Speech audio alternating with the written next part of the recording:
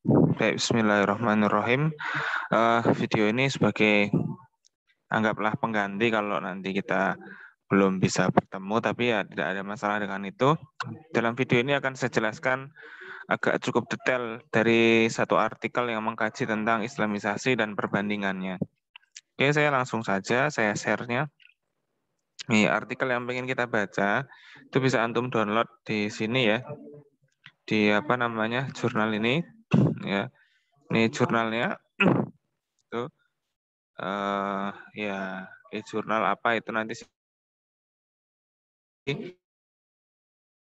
analysis of the conception of Muhammad Naqib Alatas and Ismail Raji Al Faruqi in Islamization of Knowledge. Ya. Jadi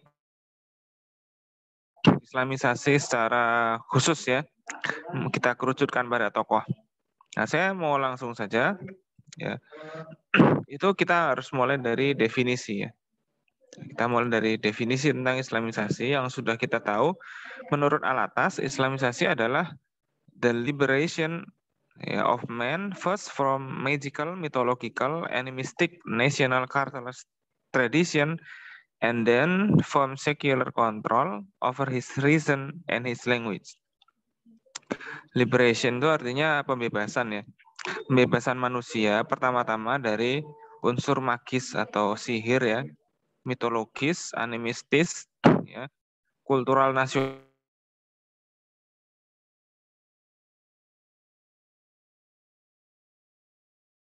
nasionalisme gitu kan.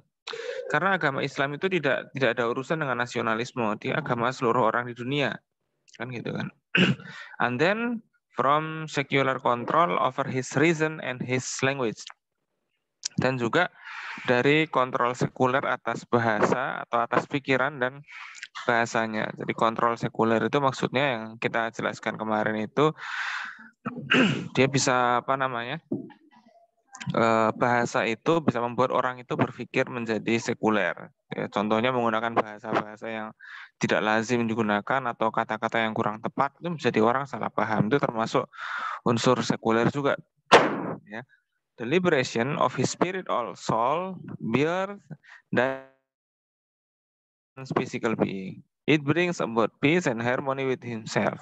Ya, kalau kita lihat di sini, membebaskan jiwa itu dalam arti pembebasan dari hal-hal yang tidak apa namanya, ya tidak berupa mitos dan sihir dan lain sebagainya. Itu akan membuat orang itu bahagia, ya. Nah, lalu itu menjadi bahagia. Misalnya kita jadi mengerti tentang konsep-konsep yang asli dalam Islam ya, konsep-konsep yang primer dalam Islam. Itu begitu misalnya. Lalu di sini, jadi sebenarnya yang ditekankan Alatas itu adalah Islamisasi itu adalah pembebasan. Bukan soal merubah. Ya karena Islam itu intinya adalah ya membebaskan manusia dari mitos itu tadi. Bukan sekedar merubah manusia menjadi Islam. Karena nanti bisa apa namanya bisa banyak sekali Islam itu. Tapi yang namanya pembebasan ya itu cuma itu aja. Ya Islam yang membebaskan itu ya maksudnya ya di situ aja. Nah, di situ saya jelaskan lagi. Further explain that Islamization involves firstly the Islamization of language. Jadi emang awal Islamisasi itu berawal dari Islamisasi bahasa, ya. Karena language, thought, and reason are closely interconnected and are indeed interdependent in projecting to man his worldview or vision of reality. Ya. Karena bahasa itu merupakan suatu representasi atau suatu pandangan hidup atau tentang kebenaran, ya. Jadi orang itu akan mandang Tuhan itu ada karena worldview-nya. Tuhan itu ada apa enggak ya? Pakai apa?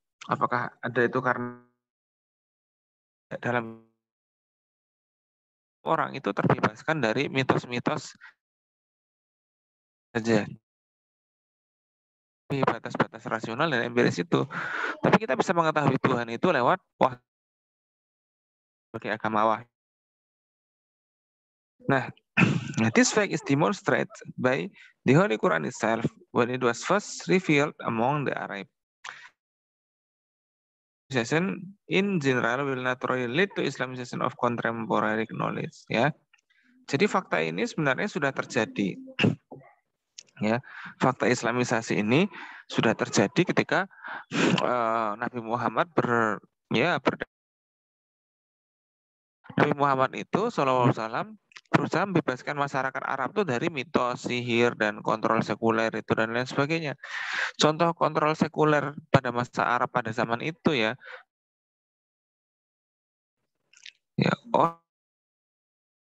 standarnya disebut mulia itu kalau punya banyak uang situ, punya banyak harta, punya banyak anak, ya punya kedudukan tinggi, begitulah harta, tahta, wanita, begitulah. Tapi ketika Islam itu muncul, ketika wahyu itu turun, arti kata mulia atau karim itu berubah menjadi inna akramakum indallahi atqakum. Jadi yang paling mulia di sisi Allah adalah yang paling bertakwa.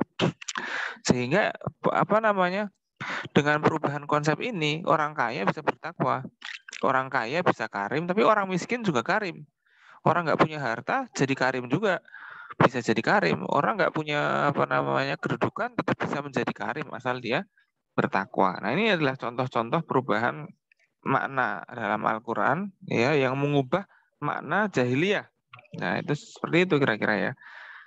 Nah, ini tapi di era modern ini ya, Islamization of Islamisasi ilmu pengetahuan kontemporer ya, ilmu adalah the deliverance of knowledge from its interpretation based on secular ideology. Membebaskan ilmu dari penafsiran yang sekuler. Ya. Nah, maksudnya penafsiran sekuler itu bagaimana? Penafsiran yang memisahkan antara agama dengan politik, ya. Misalnya begitu, agama dengan makanan gitu. Kalau yang namanya makanan itu karena kan juga mengatur itu. Ya, Islam kan mengatur makanan juga. Nah, jadi itu yang kita dalam Islam itu banyak unsur-unsur yang membicarakan hubungan antara agama dengan kemanusiaan. Ya, hubungan antara agama dengan negara. Ada apa enggak? Ya ada.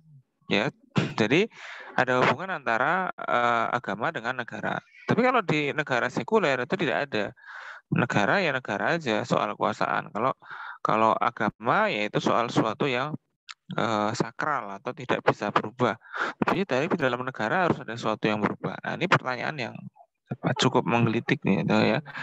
Nah, karena padahal di dalam negara itu ada peraturan yang tetap dan tidak boleh berubah. Karena itu unsur manusia juga. Nah, itulah yang disebut oleh Al-Atas itu. Apa saja yang diidentifikasi dari yang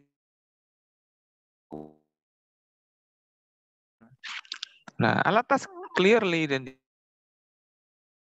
element should be removed from the body of knowledge that comprises the concept of dualism. Ya, jadi ada konsep dualisme. Ya, jadi dualismenya bagaimana?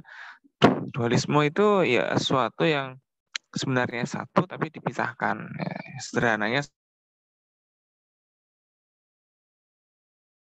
zaman sekarang melakukan dualisme, misalnya itu menolong orang di satu sisi tapi mencuri. Nah, itu dualisme. Kan susah dia jadi orang baik apa